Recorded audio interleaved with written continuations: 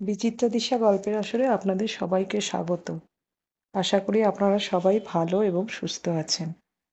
আজ আমি পড়ে শোনাচ্ছি মহর্ষি দেবেন্দ্রনাথ ঠাকুরের মেয়ে, ঔপন্যাসিক ও কবি স্বর্ণকুমারী দেবীর মেয়ে হিরণময়ী দেবীর জীবনী। হিরণময়ী দেবী জন্মগ্রহণ করেছিলেন 1870 খ্রিস্টাব্দে কলকাতায়। তার বাবার নাম ছিল জানকীনাথ ঘোষাল। হিরণময়ী দেবী বেথুন স্কুল থেকে 1882 সালে মাইনর পরীক্ষা পাশ করেন। তিনি যখন স্কুলে পড়তেন তার বিয়ের আগে দুই বোন হিরণময়ী ও সরলা মিলে তাদের কাশিয়াবাগানের বাড়িতে মেয়েদের জন্য একটি পাঠশালা খুলেছিলেন। এই স্কুলের ছাত্রী ছিল প্রায় 20 জন। কেউ ছিল কুমারী, কেউ ছিল বাল্য বিধবা।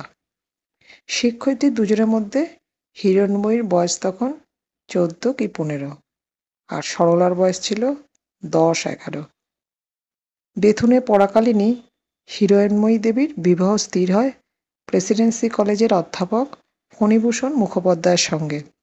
সরলা দেবী বলেছেন, সিমলার বাড়িতে থাকতেই ফণীদাদা পিসেমশাইয়ের সঙ্গে প্রায়ই আমাদের বাড়িতে আসতেন। তখন থেকেই তার দিদিকে বিয়ে করবার ইচ্ছা হয়। হিরণময়ী দেবীর বিবাহ হয়েছিল জোড়াসাঁকোর উপাসনা দালানে। বাসরে আনন্দ করার জন্য রবীন্দ্রনাথ বিবাহ উৎসব নামে একটি গীতিনাটিকা লেখেন এবং অভিনয় করান। সরলা দেবী বলেছেন, হিরণময়ী ছিলেন স্বর্ণকুমারীর সমস্ত কাজের সঙ্গী। তার ব্যক্তিত্ব কম ছিল না। দিদির ভেতর নেতৃত্ব ভাব ছিল। সেই জন্য কন্ডাক্টর ট্যুর করার সময় ফণীদাদার কলেজের ছুটির সময় আমরা বছর বছর দেশ ভ্রমণে বেরোতে লাগলুম। ফণীদাদাকে টেনে হিঁচড়ে দিদি নিয়ে যেতেন। যা কিছু বন্দোবস্ত করার সব দিদিই করতেন। স্টেশনে স্টেশনে নামা, ব্রেক ভ্যান থেকে লাগেজ নামানো, সঙ্গী চাকরকে দিয়ে খাওয়া দাওয়া জোগাড় করা, এসবেরই কর্তা ছিল দিদি। সরলা দেবীর এই বর্ণনা থেকে আমরা হিরণময়ী দেবীর কর্মদক্ষতার যথেষ্ট পরিচয় পাই। তার ছিল অগাধ পিতৃ পরিবার প্রীতি। যোগেন্দ্রনাথ গুপ্ত বলেছেন, হিরণময়ী দেবীর একটি বিশেষ গুণ ছিল, সেটি তার অনন্য সাধারণ পারিবারিক স্নেহ ও কর্তব্যনিষ্ঠা। পিতামাতার প্রতি অসীম ভক্তি তাহার প্রতি কাজে পরিস্ফুট হতো। হিরণময়ী দেবী ছিলেন ভীষণ স্নেহময়ী। তার ছোট বোন সরলা দেবী লিখেছেন, দিদির স্নেহে আমার মাতৃস্নেহের অভাব অনেকটা পূর্ণ হয়েছিল। আমার তখন যা স্বাদ হতো তাকে ধরলেই পেতুম। এত যার জীবনী শক্তি ছিল, তিনি কিন্তু খুব বেশি লেখালেখি করেননি। যদিও ঠাকুরবাড়ির নিজস্ব পত্রিকা ভারতীর ভার তিনি নিজে তুলে নিয়েছিলেন। তিনি স্বর্ণকুমারী দেবী প্রতিষ্ঠিত সখা সমিতির দায়িত্বে ছিলেন। এই দুটি ক্ষেত্রেই তিনি যথেষ্ট যোগ্যতার পরিচয় দিয়ে গিয়েছিলেন। বাংলা 1302 সন থেকে 1304 সন পর্যন্ত ভারতীর যুগ্ম সম্পাদিকা ছিলেন হিরণময়ী দেবী ও সরলা দেবী। সরলা দেবী তখন মহীশূরে, তাই নামে সম্পাদিকা থাকলেও সম্পাদনার সমস্ত কাজ হিরণময়ী একাই সামলেছিলেন। ভারতীর সঙ্গে ছিল তার অন্তরের যোগ।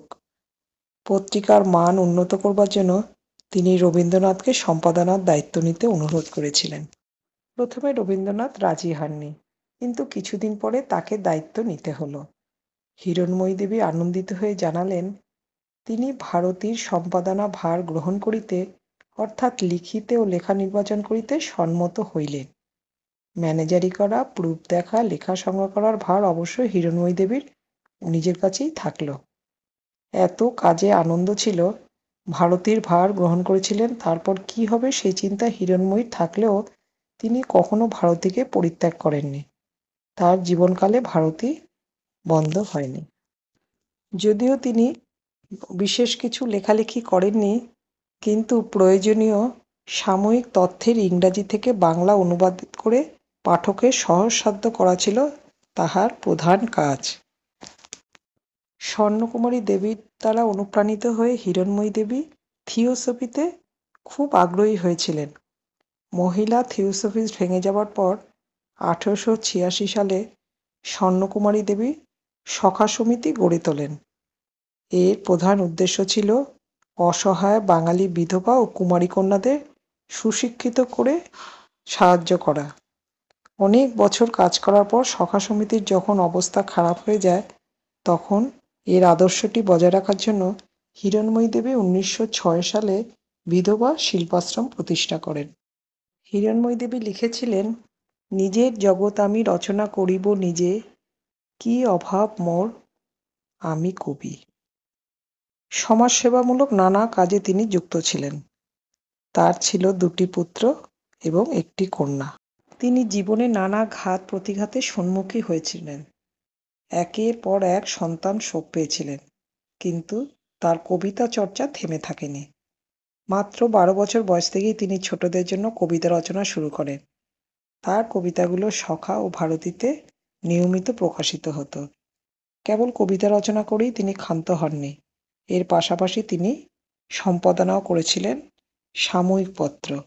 1302 বঙ্গাব্দ থেকে 1304 বঙ্গাব্দ পর্যন্ত ছোট বোন সরলা দেবীর সঙ্গে একত্রে ভারতী পত্রিকা সম্পাদনা করেছেন। হিরণময়ী দেবীর কবিতাগুলো নানা পত্রিকায় বিভিন্ন সময় প্রকাশিত হতো।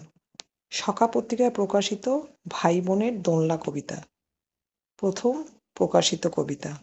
কবির প্রেম ফোঁটা, কিরণের মৃত্যু ও বসন্তের পাখি ভারতীতে প্রকাশ পায় যথাক্রমে অগ্রহায়ণ 1293 বঙ্গাব্দ, ফাল্গুন 1293 বঙ্গাব্দ এবং আষাঢ় 1294 বঙ্গাব্দ।